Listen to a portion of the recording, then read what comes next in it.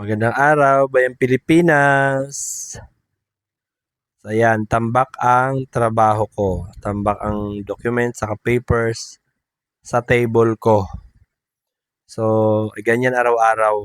Ganyan araw-araw ang responsibilidad ko. Ano ba yung mga nandyan sa table ko? May mga documents dyan na kailangan kong basahin at may mga documents na agad-agad kailangan pirmahan. May mga cheque dyan ng supplier at saka may mga cheque din namin na kailangan kong pirmahan pero titingnan ko rin kasi mga naka-PO yan. Double check ko pa kung tama ba yung mga presyo at kung kanino naka-issue. So ayan, ganyan ang trabaho ko. At yung mga pinapepresyohan pa pala ng mga sales namin. So ako ang gumagawa ng mga presyo lalo dito sa hardware sa MFR Trading OPC dahil actually mga ano lang naman, yung mga hindi nila alam. Meron talaga kasi hindi nila alam yung mga fabrication at yung mga presyo sa planta na mabilis magbago, ako na nakakaalam nun kasi meron akong libro. So, kilo lang ang chinachat sa akin ng supplier, ng planta, at ako na yung nagko-compute. So, lalo sa IBIM, alam ko din naman yung formula, so ako na ang gumagawa at ako yung nagpe-presyo sa mga sales niyan. Pati din pala sa sa essentials. So, mga home care product namin, sabon, ako rin nagpe-presyo niyan. Madalas din magbago yan. May umaakyat, may bumababa. So, anytime, kapag medyo tumaas din yung material namin or yung component ng mga home care product namin, nagtataas din kami.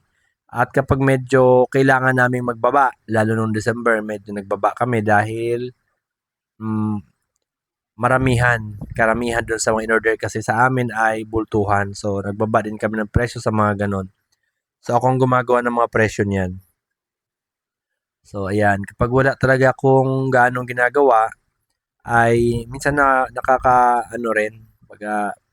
Parang pang stress out ko din dahil minsan nakaka-stress din pag nakatuto ka lang talaga sa mga office work. Kaya ang ginagawa ko minsan, ayan, kanina nga nagtabas pa ako ng kukulamber sa hardware, umakyat ako doon at nilibang ko lang din yung sarili ko para hindi naman puro dokumento, papel, presyo ang nasa utak ko palagi. So, minsan ginagawa ko yan para yung break time na rin ng katawan ko kasi hindi lang naman utak, pati yung kapag gumagana ang utak natin, napapagod buong katawan eh. Mas maganda pa nga talaga yung mga physical activities eh. Paminsan-minsan. Pero ayan, wala naman kasi tayong choice or option, kundi tayo kasi ang utak ng kumpanya.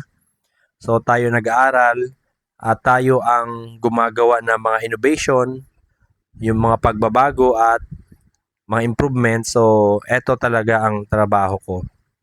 Upo ako dyan sa table ko at mag-iisip, magpaplano. At ayan, hindi lang ako nagpaplano ng planong-plano lang. Talaga, nag-aaral ako. So, nag-attend ako ng mga seminar at kung ano yung mga matutunan ko dun sa seminar ay pino-formulate namin yan at ina-apply. So, ayan, kapag katapos mo kasing i-formulate yan, kailangan mo talagang gawin din. Gamitin mo rin yung formula mo. So, ganun ako magtrabaho. Ayan, so ganyan-ganyan lang ako dyan sa office pero sumasakit din yung ulo ko minsan.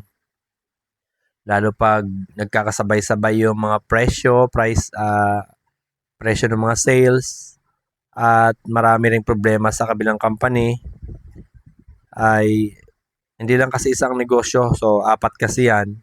Hindi maiwasan yung mga problema. Sumasakit din talaga ulo ko kahit ganyan lang ang ginagawa ko. Paupo-upo lang. Sabi nila, paupo-upo lang daw. Pero hindi yan. Sakit din sa ulo talaga yan. Saka nakakaubos ng calories sa utak. Ayun. So, magandang araw, Bayang Pilipinas!